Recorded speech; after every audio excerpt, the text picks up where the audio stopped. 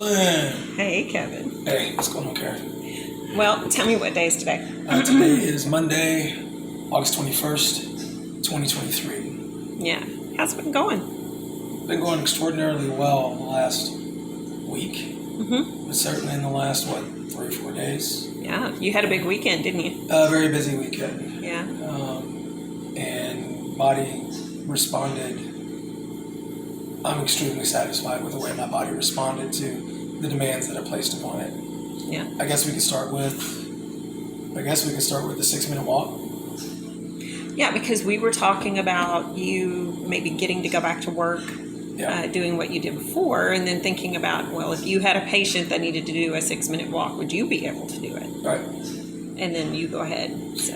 Yeah, in my line of work, physical therapy, typically in a practice setting, I do a lot of walking throughout the day, varying speeds. I'm either walking to and from different departments, talking with staff, coordinating with staff, nurses and nurse aides, mostly visiting with patients, sometimes transporting patients myself down to the therapy gym, sometimes walking with patients as part of a gait training program. So it's very walking intensive, and that's something that I haven't really had a chance to challenge myself on. And I think it's an American Heart Association standard 6-minute walk test, where basically you walk at a normal pace and you try to see if you can walk the entire time without stopping. We did that on Saturday. And so we did 6 minutes. 6 minutes. And we measured the hallway there at the office. We went to where I work there, and we measured it we just guessed maybe 100 feet. I think total. I think it was. Because it was 25 feet. We estimated down the short ends. I think and it was 50. like 40 by 80. I thought is what we thought it was. So it was like 120 feet doubled. So I thought the whole distance was like 240 feet thereabout. We didn't have a way of measuring it for certain. Yeah. But it felt like it was probably about between maybe 150 and 200 feet per lap, we'll say. And how many laps did I do? Like close to 10? Close to 10. Yeah, nearly 10 laps within a 6-minute period of time. And you were chatty. And, yeah. I think only toward the end did you really kind of quiet down and focus on your breathing. Yeah, focused on breathing. I still had supplemental oxygen on, by the way, but I don't think I bumped it up above, 2 liters per minute? Or did we bump it up? I think it was on 3. We bumped it up to 3, just to be on the safe side. Because when we left, you decided to leave it on 3 because we were headed to the gym. Yeah. Yeah. And what the pulmonologists and PT, back when I took PT in April, wanted to keep my sats no lower than 89%. And for most of the walk, I was able to keep it right around 90, 92, until about the last minute or two, last couple of laps roughly, and it started to dip. I think it got down to 85 at its 85 lowest. at some point. Yeah, but it never got below 85. Yeah, which is when I started to really just get quiet and focus. So we're wondering if it would have been better had I just not been talking. And I wanted it to be kind of true life, because when I walk with patients, I talk with patients typically. Yeah. That was a good one. That was a good one. And then after that, we went immediately to the gym. And I think that was our heavy carry day. Yep. So heavy carry progression. Normally I do plate carry, farmer type, where you have 2 plates in your hands and you hold them like you grab somebody's windpipe in the death grip. That's what I think of. I think I crush somebody's windpipe when I carry them. And I kept those at 25 pounds. That's where I've been with those. So I didn't really feel like 35 pounds, which is the next size up, bumper plate, was really appropriate for me. But I did increase kettlebell weight for the same movement. Kettlebell's a little less grip intensive and more about stabilizing and carrying the weight. And it went from 25 pounds to 30 pounds on those. And I could tell the difference, but it wasn't impossible. And also I used the same 30 pounds for a suitcase carry. So that's carrying one weight on one side of your body like a suitcase. And then the other was an overhead carry with kettlebell, where you hold it directly overhead with the bottom of it pointing towards the ceiling. So you're holding by the handle. And I walked down on one side, switched, walked back, and I did each one of those, 4 repetitions each movement. And with the overhead, I progressed from 15 pounds to 20 pounds on Saturday. And other than a little tiredness, I was good. A little soreness the next day, was good stuff. Excellent. Yeah. Anything else you want to talk about on Saturday? I think Saturday's covered. You had some movement on your spirometry. I can't remember if that might have been Saturday or Sunday or both. Yeah. Your spirometry hit a really comfortable benchmark. Yeah, a comfortable benchmark of approximately 1,750 milliliters of incentive volume, I guess is the proper term for it, where you breathe in and make a little plunger go up. When I first started doing that back in February in the hospital, I was lucky to get to 500 milliliters. Mm-hmm. So now we've more than tripled that. And just that initial inhale would trigger a cough for you. Right, and it was supposed to. Right. Because I had to clear all that gunk out. But that was the objective: is the more secretions, mucus, gunk, whatever you want to call it, you cough up, the more space there is for actual air to get in there and diffuse oxygen into what remains of my lung tissue. And we basically considered making room for more air, and it seems like it's working. Plus also the drug therapies that I've been on for Rituxan and the Cellcept or the methotrexate. No, it's the mycophenolate. Mycophenolate. Yeah. I always get those mixed up. Mycophenolate seem to be also helping. So I feel like I can take a much deeper breath, and it's becoming more comfortable. I haven't blown a rib out in probably, nearly 2 months now. Mm-hmm. So I don't cough nearly as often. Coughs are more forceful, typically more productive, but sometimes when it's a dry cough, it can get a little scary, and it's a little hard to predict the triggers. Here lately, it's been kind of dry here. It goes from humid in the early part of the summer to really dry in the later part of the summer, and my lungs know the difference. And sometimes I can cough pretty violently when the humidity drops below, say, 40%.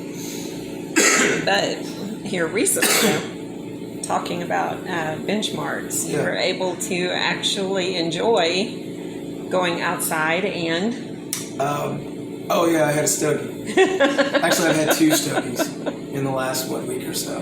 Yeah. First day was maybe last Tuesday, I think it was. Uh-huh. And I just went to the park, and I've enjoyed cigars for probably nearly 3 years at this point, and I don't see the harm in it because it's not like I'm smoking a cancer stick all the damn time. So not inhaling. I'm not inhaling. Certainly not inhaling. Feel free to judge. I don't care. But I wanted to see if I could tolerate at least a cigar, and I did. And then I tried it again, I think maybe 3 days later, out on my porch. Call it the porch. Mm-hmm. And same result. I was on a phone call with my stepson, enjoying a cigar, and it was very pleasant. And no, I'm not wearing oxygen during the time. I'm outside, and I think it was about 104 degrees outside that day, on top of everything, and I managed it very well. Yeah. So I consider that a win. Absolutely. Yeah, it felt good. It felt like being normal again. Yeah. Very nice. And then there was your squat progression on Sunday. Squat progression on Sunday. So I went into the gym again with Karen because we do workouts together on the weekend. I go in as her guest. And my Sunday workout consists of 3 movements, hyperextensions, seated rows, because I like to do a lot of a lot of extension work in the posterior chain, and then squats, just regular barbell squats. And here at the house, when I first started doing squats to build leg strength and endurance and whatnot, I was just doing strictly bodyweight squats. And then I was finally able to progress up to goblet squats. And I think 35 pounds was where we stopped on the goblet squats and started experimenting with the barbell about, 2, maybe 3 weeks ago now? And just wanted to see if I could squat a 45-pound Olympic bar, which I could. And as of Sunday, I progressed that weight from 65 pounds last week to 75 pounds this week. And then I added an additional 5 pounds for 2 sets. So benchmark is 80 pounds. And that's the most I've squatted since going into the hospital in February. Now, granted, that's not the most I've ever squatted, because before I got sick, I think I hit a PR right around, I want to say it was right around 345, 350, somewhere in that neighborhood. I'm going to stay as close to 345 and just stay humble. But that's a good squat weight for someone my size and experience level. Mm-hmm. I'd love to get back to that. I don't know if I'll be able to, but for now I'll take an 85-pound squat with oxygen, of course. But yeah, I was on 4 liters of supplemental, Scuba Steve style, with my longer cannula. But it felt good, and I'll take that win too. So the entire week last week was full of wins, and I absolutely loved it. Oh, and you had stopped taking your valerian root. Yeah, I stopped taking valerian root, and it seemed to mitigate some of the prednisone withdrawal that I seem to be going through on this taper, where we were fluctuating and alternating between 10 milligrams one day and 7.5 milligrams the next day, going back to 10. And it seemed like on the low days, I would just get really tired really quickly, get absolutely exhausted. It was getting harder to breathe. And Karen had done some research, and I take valerian root and have been taking valerian root for years as a sleep aid and help to stabilize my mood. And she had seen where in some studies valerian root was antagonistic to prednisone. So she was wondering if maybe it was throwing off some of the therapeutic effects of the prednisone hormonally. So I stopped taking it, late last week? Maybe midweek? And so far, this is day 3 now? At 7.5, or is it day 2? Yeah, this is your 3rd day at 7.5 straight. Yeah. Third day at 7.5 milligrams, no 10 milligram prednisone dose. So I seem to be tolerating the lower dose better than I did before, because the difference in how I tolerated 10 milligrams to 7.5 milligrams was pretty dramatic just a week or 2 ago. You could tell. It almost looked like I had the flu. Yeah. Felt like crap. Yeah, it felt like crap. I was tired. Barely pulled me out of bed. It took me forever to wake up in the morning. All I wanted to do at night was just go to bed after dinner. And I felt horrible. As a matter of fact, I even told you, I feel terrible. Right. So, that's not happening. And this is the 3rd day at the lower dose.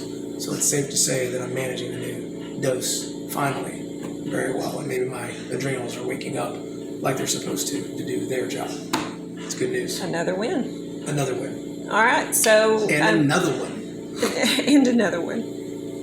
Do you want to close with maybe some goals, or just to keep it straight? What are you struggling with, and we'll revisit that some other time when they turn into wins too. Sure. Still struggling probably mostly with pull-up progression. I'm still doing assisted pull-ups. I can get up to, I went from 4 to 6 repetitions per set, but they're still assisted pull-ups. If I'm lucky, I can probably squeeze out 1 to 2 unassisted pull-ups, and that makes me a little nervous, so I'll probably stick with just progressing the assisted pull-ups a little bit longer and gradually reduce the amount of assistance I'm getting. But that's probably the big thing. That, and we also went for a walk after dinner yesterday. Right. It's hot as hell out there. Oh, yeah. It was about 105 yesterday? Yes. Oh, we did it. Yeah. Walked the neighborhood for a while. As the sun was going down. As the sun was going down. We were out there So for about hot. 15 minutes. Yeah. Maybe. Yeah, so we left here, went to the mailboxes, then walked up through the parking lot and down around the corner and came back up the front of the property. Yeah, and I seem to tolerate that all right. I was saying chatty, Yeah. just talking. And I mean, not once did I think that you were having an issue with keeping your breath. Yeah, so I want to start making that a habit. Walking with Karen in the evening, and hopefully the evenings will start getting cooler, so we'll both feel more inclined to do so. But I want to start walking more than I do outside. I walk plenty indoors, but outside, I only walk when I need to. And I'd like to start doing more leisure time walking. It's fun. I love walking with you. That was wonderful. I think that's about everything. What, can you think of anything else? Nope, that's it. So we will catch up again in about a week. Yeah. And keep going with the chronicles of Kevin Butler and his bulletproof lungs. His ILD and AS journey. That's good. Yeah. Okay.